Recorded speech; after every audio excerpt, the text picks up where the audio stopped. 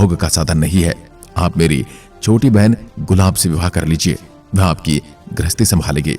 तो देपा जी ने देवी का आदेश मानते हुए माता की छोटी बहन गुलाब से विवाह कर लिया और खुद संसार की भलाई हेतु गृहस्थ जीवन से विरक्त हो गई। इस दौरान उन्होंने खुद को मां जगदम्बा की भक्ति में पूरी तरह समर्पित कर दिया। वही उनके धार्मिक काम और चमत्कारिक शक्तियों की वजह से उनकी ख्याति आसपास फैलने लग गई। लोग उनकी काफी आदर और सम्मान करने लगे एवं दुर्गा मां का अवतार मानकर उनकी साधना करने लगे। वे आज से 650 वर्ष पूर्व एक गुफा में रहकर माता की भक्ति आराधना करती थी।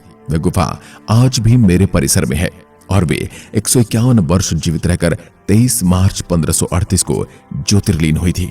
उनके ज्योतिर्लीन होने के उपरांत उनकी अंतिम इच्छा का पालन कर लोगों ने उनकी मूर्ति की स्थापना इस गुफा में की। तब से निरंतर लोग यहाँ उनकी पूजा करते आ रहे हैं। अब मेरे हर समय रहने वाले चूहों से जुड़ी कहानी के बारे में बताता हूँ। मंदिर में रहने वाले चूहों को करणी माता की संतान या वंशज बताया गया है। इन्हें काबा के नाम से जाना जाता है। अगर आप यहाँ दर्शन करने आते हैं तो आपको अपने पैरों को घसीटते हुए चलना होगा, क्योंकि अगर कोई चूहा आपके पैर के नीचे आकर मर गया तो बहुत अशुभ माना जाता है। किसी चूहे के मरने पर उसकी जगह चांदी का चूहा बनाकर रखा जाता है। यहाँ पर सफेद चूहों का दर्शन होना बहुत ही शुभ माना जाता है। ऐसा माना जाता है कि सफेद चूहे माता के पुत्र हैं। इनसे जुड़ी कथा के अनुसार एक बार करणी माता का सोतेला बेटा लक्ष्मण, जो कि उनकी पति जी कोपजी चारण और उनकी छोटी बहन गुलाब का पुत्र था, यह कोलायत में बने हुए एक सरोवर में पानी पीने की कोशिश के दौरान डूब गया और उसकी तुरंत मृत्यु हो गई। वहीं जब यह बात करणी माता को पता चली तो उन्होंने मृत्यु के देवता यमराज की कठोर तपस्या कर अपने सोतेले बेटे को फिर से जीवित करने की प्रार्थना की।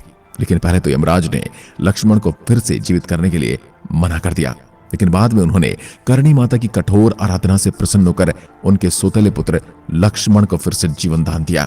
इसलिए करणी माता के मंदिर में इन चूहों को मां का बेटा माना जाता है। और उसके बाद में ही यमराज से कहा कि मेरा कोई भी वंशज यमलोक नहीं जाएगा। तब से माना जाता है कि जो भी मां के परिवार से मरता है वो यहाँ चूहा बन जाता है और मां की सेवा करता है। इसके अलावा इन चूहों से जुड़ी अन्य लोक कथा के मुताबिक एक बार करीब 20,000 सैनिकों की विशाल सेना देशनोक पर हमला करने के उद्देश्य से आई, जिसके बाद देशनोक की सुरक्षा के लिए करणी माता ने अपने चमत्कारी शक्ति और प्रताप से इन सैनिकों को चूहा बना दिया और उन्हें अपनी सेवा में रख लिया था। ऐसा माना जाता है कि तब से ये चूहे बेटे के रूप में करणी माता की सेवा करते हैं। मेरे में स्थापित मूर्ति जैसलमेर की खाती बन्ना सुधार की बनाई हुई है, जो जैसलमेर के पीले पत्थर की बनी हुई है। इस पर शिल्प कार्य बड़ी बारीकी से किया गया है। ऐसा लगता है जैसे कागज पर चित्रकारी की गई हो और मूर्ति का मुंह बोल रहा हो। सिर पर मुकुट है, कानों में कुंडल है, बाएं हाथ में त्रिशूल जिसके नीचे महिष का सिर बंधा हुआ है, दूसरे हाथ में नरमुंड लटक रहे हैं, गले में आड़ और वक्ष स्थल पर मोतियों की दोहरी माला तथा हाथों में चूड़ियां हैं। घाघरे और ओढ़नी पर पड़ी हुई स्वाभाविक सलवटों को दिखाने के लिए चुनरटें दी हुई हैं तथा घाघरे ओढ़नी पर फूल उत्कीर्ण है। घाघरा अधिक घेरदार नहीं है। मूर्ति पर सिंदूर की पोशाक कराई जाती है। प्रतिमा की पीठ पर सोने का तोरण बना हुआ है। इसी मूर्ति के दोनों ओर मूर्ति स्थापित की हुई है। बाईं ओर की मूर्ति करणी जी सहित बहनों की है तथा दाहिनी ओर की मूर्तियां आवड़ देवी सहित बहनों की हैं। मेरे गर्भगृह की मुख्य गुफा करणी जी के हाथ की बनाई हुई है। वह अपनी मूल स्थान और मूल रूप में मौजूद है। मेरा विस्तार इस केंद्र में रखकर हुआ देशनोक में करणी जी का मंदिर कोटनुमा है। 4 बुर्ज बने हुई है। कोट बीकानेर के महाराज सूरत सिंह ने बनवाए हैं। सिंह द्वार पर देपालसर चुरू के किले के किवाड़ चढ़ाए गए हैं। गर्भगृह के सोने के पत्र मढ़े किवाड़ अलवर नरेश बख्तावर सिंह द्वारा चढ़ाए हुए हैं। बीकानेर नरेश डुंगर सिंह ने सोने के तोरण, सोने के कटहरे, सोने का छत्र चढ़ाया तथा डुंगर सिंह की महारानी जाडेजी जी ने सोने का चंद्रहार चढ़ाया। महाराजा गंगा सिंह जी ने सारे मंदिर को संगमरमर से जुड़वा दिया। संगमरमर का कलात्मक सिंह द्वार सेठ श्री चांदमल जी ढाड़ा ने बनवाया। मंदिर के पास ही मोहता परिवार की बनाई हुई धर्मशाला एवं श्री करणी जी प्रन्यास द्वारा बनवाया गया आधुनिक साज सज्जा से युक्त विश्रामालय भी है। इनके अतिरिक्त यात्री विश्रामालय व छोटी छोटी कई धर्मशालाएं हैं। पास ही करणीसर, देपासर व डेड़ासर कुएं भी हैं और उनमें झड़बेरियों के अनगिनत पेड़ हैं। बीकानेर नरेश सूरत सिंह द्वारा विधान के अनुसार ही पूजा होती है।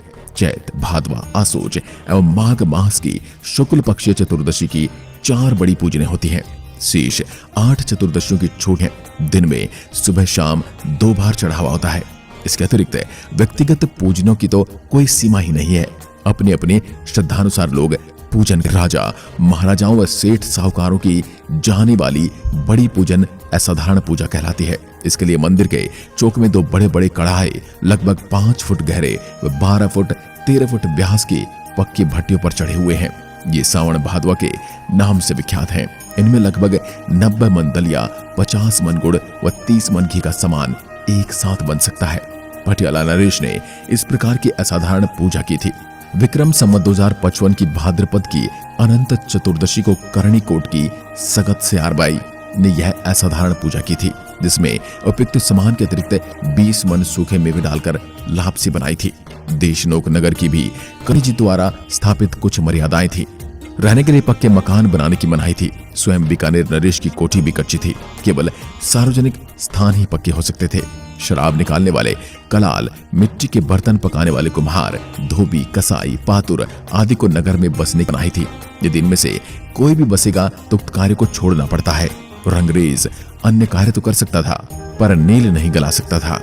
नगर या उसकी सीमा में जीव हिंसा की मनाही थी। मंदिर के खजाने की चाबी और हिसाब की बहियां बनने सुधार के वंशजों के पास रहती है। खजाना 2 ओसवाल, 1 सुधार, 1 किलेदार एवं 4 थामों के मुखिया 4 चरणों की उपस्थिति में खोला जाता है।